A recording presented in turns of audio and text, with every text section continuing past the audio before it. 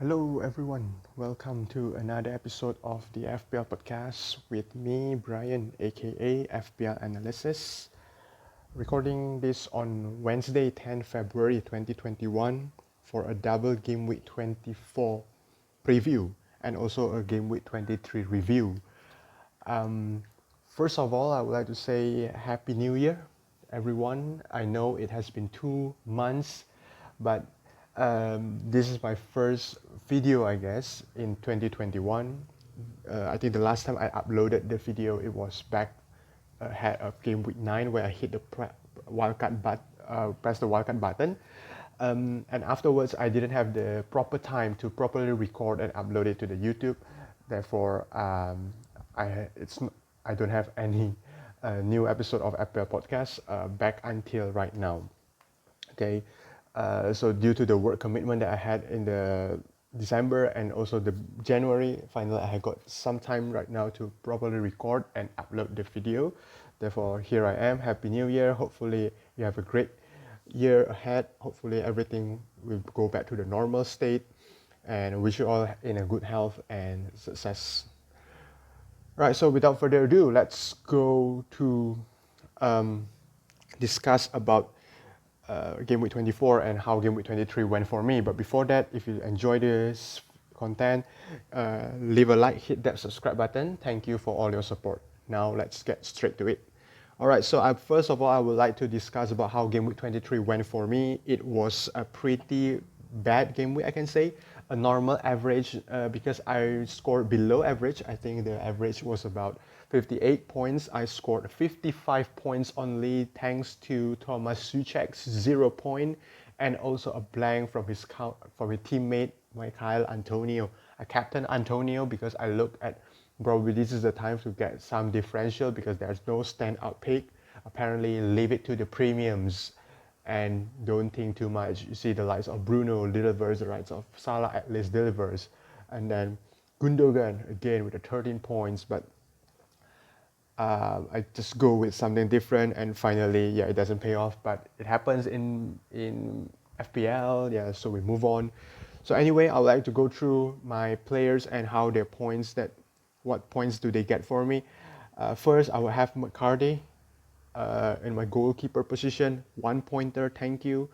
Aspilicueta, this is the player that I just brought in a few weeks ago to replace Kurt Zuma. If you still remember, I have got Kurt Zuma back um, last time. So right now I have Aspilicueta to come, 2 pointer, Kufal with 6, Diaz 1 after conceding the penalty and also got the yellow card because of that.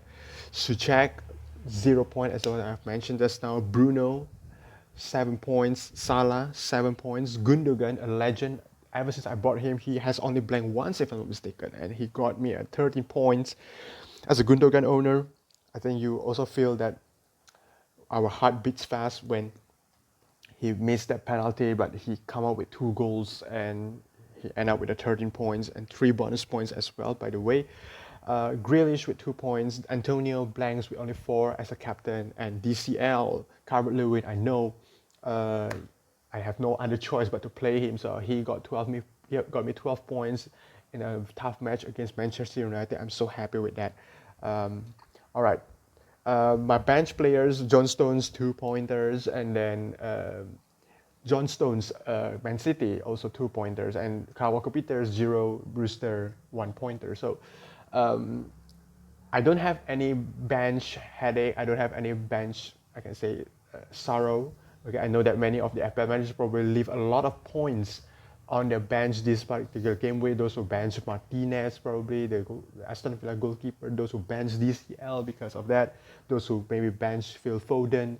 I feel for you, but here we go. We have to continue and start again at game week 24.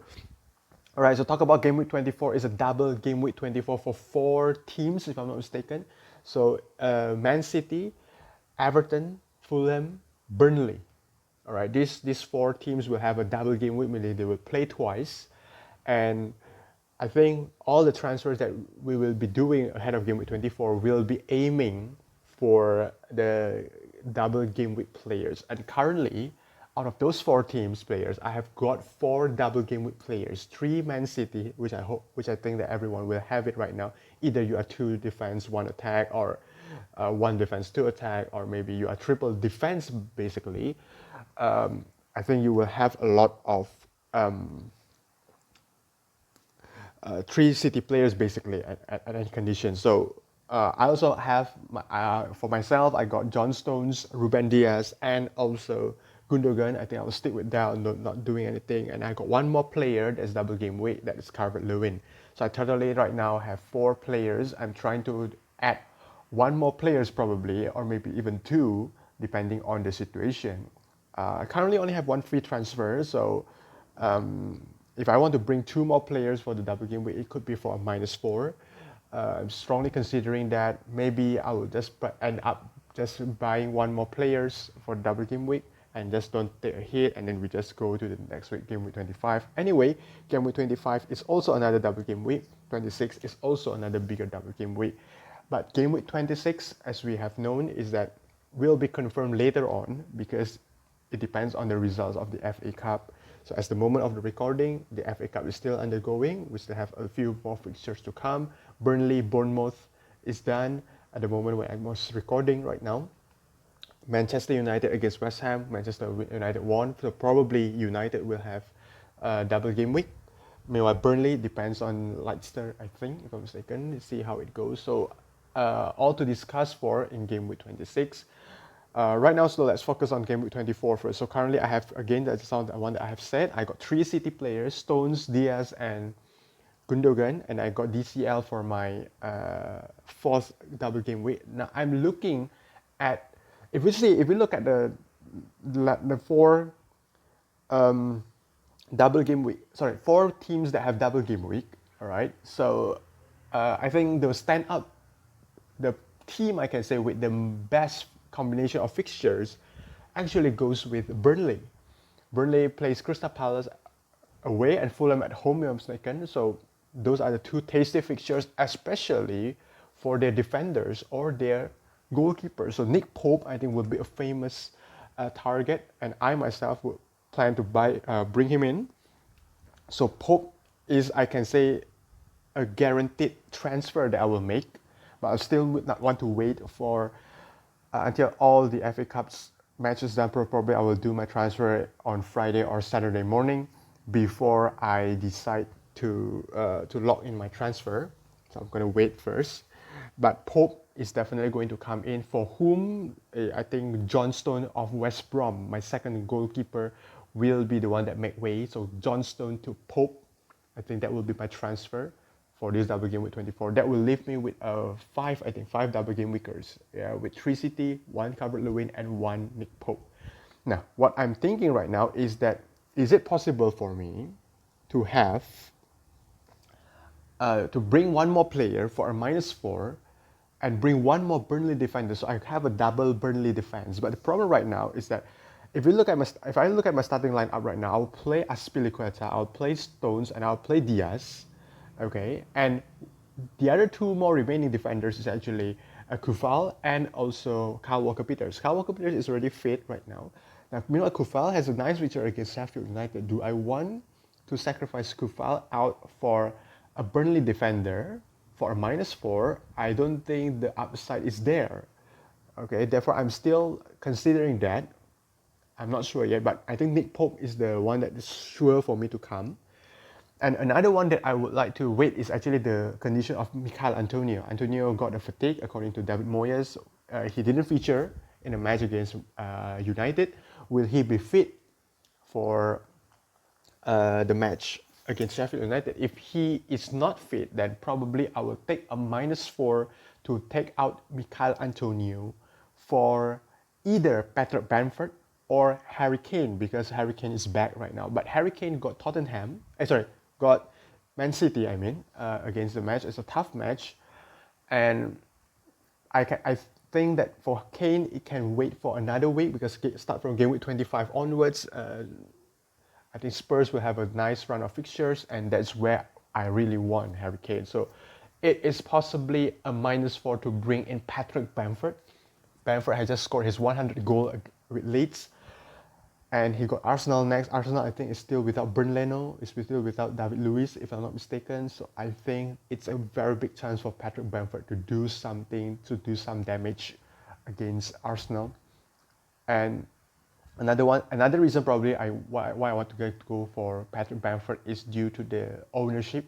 He's like 50% owned in the game, so every time he scored a goal, it hurt my rank. It makes me drop rank every single time. So currently, in terms of my transfer plans, Nick Pope in and John Stone out, and one more -4. It depends on Michail Antonio's fitness.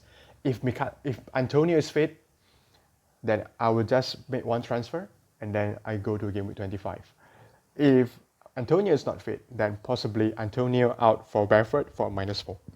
Okay, that could be my option. But those maybe who like to try to have a double Burnley defense, I think many people will aim for Ben Mee, right, or Loughton. But for me, if you just want a short punt, at least maybe to play them in Gameweek 24 and 25, I really like the look at Eric Peters. I know that he will not be a long-term option because Charlie Taylor will be back at some point, and Peters will lose the position. Okay, but at least for 24-25, where the clean sheet potential is there, I think Eric Peters offers a very tasty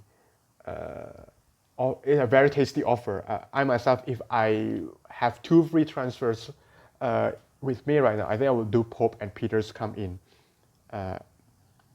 for that. So,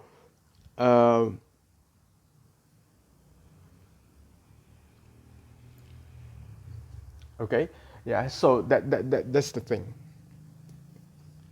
Okay, that is game week 24. Okay, so that's my transfer for game week 24. Probably it's Pope. Now, talking about the captaincy options, okay, I will start probably with the double game weekers first. So it will be Gundogan. I think that was an obvious pick. Probably I would go there as well myself. Another one probably, if you want to take a little bit of punt, probably Sterling could be a good option. And then DCL, another good option.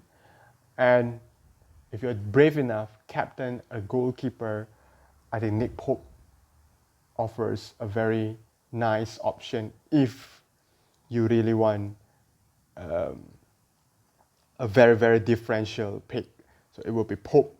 Okay. I mean, a single game weeker, for those who maybe want to aim for single game week, I think Bruno stand out as a best single game week option for the captaincy. And Michail Antonio, if he's fit, I think he could be a good option as well. So that is the captaincy option for my own team. Currently, I have my armband actually on DCL, and my vice is actually right now on Bruno Fernandes, but that will change. Probably I can go Gundogan. Probably I can go Pope if I bring him in. So many things to do, but I think it will be between Gundogan, Dominic Calvert-Lewin, and or Nick Pope. Okay, so yeah, I think that would be my captaincy options and also my transfer plans ahead of game week 24, the double game week. All right, so I think that's it, the one that I want to discuss with all of you ahead of game week 24.